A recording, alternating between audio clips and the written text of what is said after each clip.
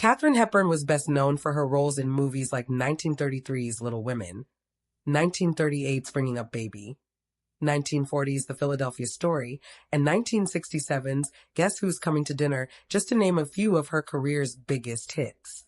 While the Golden Age star's on-screen persona was all melodrama and romance, with her film appearances almost always including a love story with one of Hollywood's leading hunks of the day, the reality of Hepburn's life was not always sunshine and roses. In fact, from the time she was a young child up until her final days, the actor's life was marked by tragic circumstances. Despite all the glitz and glamour attached to her image, it's important to remember that a real woman was behind the black and white Hollywood-produced facade. Let's explore some of the lesser-known experiences that helped make this icon the woman she was. She discovered her brother's body when she was only 13, what has been regarded by many, including her friends and family, as the chief tragedy of Katharine's life was the death of her older brother Tom at 15 years old. The painful incident would follow the star all her life and repeatedly came up in her interviews toward the end of her life. It was spring 1921, and Katharine and Tom were enjoying the Easter holidays at their godmother Mary Tall's home in Greenwich Village, away from their parents and 4 other siblings. After eating breakfast with Mary, 13-year-old Katharine was asked to wake her brother for fear that the 2 siblings would miss their train back home to Connecticut. As the story goes, Katharine ran to the attic bedroom where Tom had been staying. She knocked on the door, but there was no answer. She knocked again and called his name, but was only met with silence. When the teenager opened the door, her life was irrevocably changed. She discovered that her older brother had died by suicide. It's undeniable that this experience traumatized Katharine. Years later, she revealed, "After Tom was gone, I believe my personality changed. I went from being totally open to life to being closed to life. You might say ingrown, sort of like a toenail can get when your shoe is too small," Via Express. Her father refused to see Tom's death as a suicide prior to Tom's death. There had been signs that the eldest Hepburn son was struggling with his mental health. In 1920, his parents found him with a noose around his neck in their family home.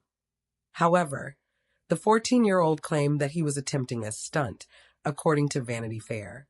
While this event might have raised alarm bells for some, the steely Dr. Hepburn chose to believe his son's story. His powers of denial were so strong that even when Tom eventually did die by suicide, the well-known doctor refused to admit that the tragedy was anything but a prank gone wrong. In the days following Tom's death, the New York Times ran a story recounting the tragedy from Dr. Hepburn's perspective. The headline read, "Says son's hanging was boyish stunt. Dr. Hepburn now believes lad strangled when rehearsing trick after visit to movies." While Katharine never spoke about how her father's behavior during this time affected her, it was clear to those around her that Tom's death and the spectacle surrounding it took its toll.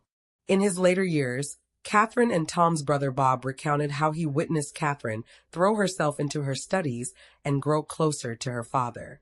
Most telling of all, Katharine began celebrating her birthday on November 8th, Tom's birthday, rather than her own birth date of May 12th. Numerous other members of her family died by suicide. In 2021, a wide-ranging scientific study produced proof that suicide might have a genetic link. Together, scientists at Mount Sinai were able to identify a chromosome variation that, if present in an individual's DNA, increased the likelihood that they will attempt suicide in their lifetime. This study gives empirical evidence to a long-held belief that suicide runs in families. While it's unknown whether the Hepburns had this chromosome variation, a number of suicides were a part of their family history. In the time since Katharine's natural death in 2003, biographers discovered that in addition to her older brother Tom's death, 4 other notable suicides occurred. Fred Houghton, Katharine's maternal grandfather, died by suicide in 1892, with the nature of his death kept secret from his grandchildren. Additionally, Katharine's great-uncle on her mother's side, Charlie Houghton, died by suicide in 1897. On her father's side of the family, Katharine's uncles, Charlie Hepburn and Dr. Sewell Hepburn, died by suicide in 1915 and 1921, respectively. With this series of tragedies in her family history, Katharine's ambition and sense of control over her own life can be viewed as a way to break the cycle of misfortune and grief that seemed to haunt her from both sides of her family. She wanted to become a doctor in memory of her brother, but struggled with the coursework even years after her brother Tom's death. The tragic circumstances of his end continued to haunt Katharine Hepburn. Many people who knew and loved Katharine claim that the loss of Tom changed the course of the actor's life, leading her to make decisions that she otherwise might not have made. One of these was her dream of becoming a doctor. Biographer Barbara Leeming theorized in Vanity Fair that although antithetical to Katharine's unstudious nature, the actor chose this career path as a way to honor her sibling, as Tom planned to become a physician. Although Katharine began attending Bryn Mawr College, a prestigious liberal arts school for girls, her dream of becoming a doctor didn't last long. After struggling with a basic chemistry course and receiving poor marks in other classes, the young Hepburn changed course. While this was surely a large blow to the ambitious Katharine, this decision eventually freed her up to explore other opportunities college life offered, and eventually, she found her real life's passion.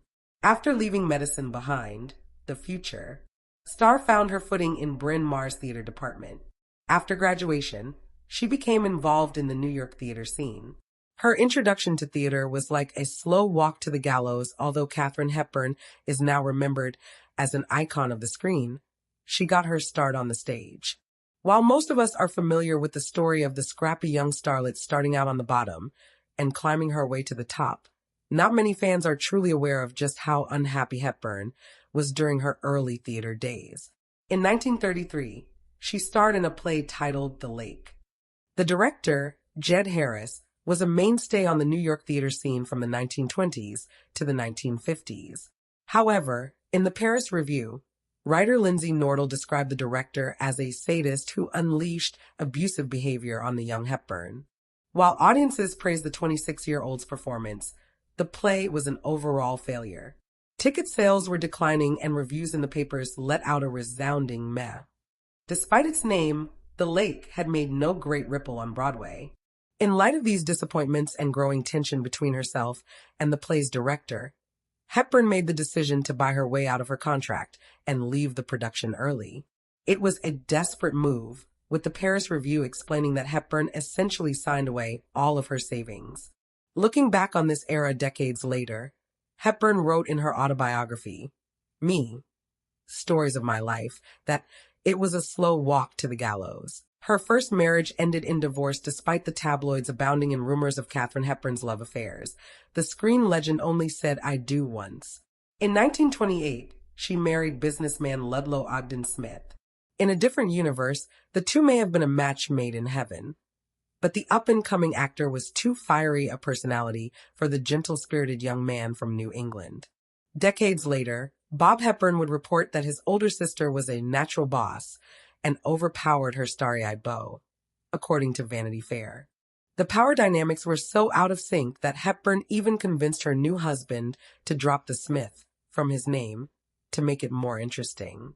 In an unconventional switcheroo, the young man changed his name to Ogden Ludlow to please his new bride. No one was surprised that this union didn't last. In 1932, Katharine's reputation on the stage won her a role in her first film, A Bill of Divorcement.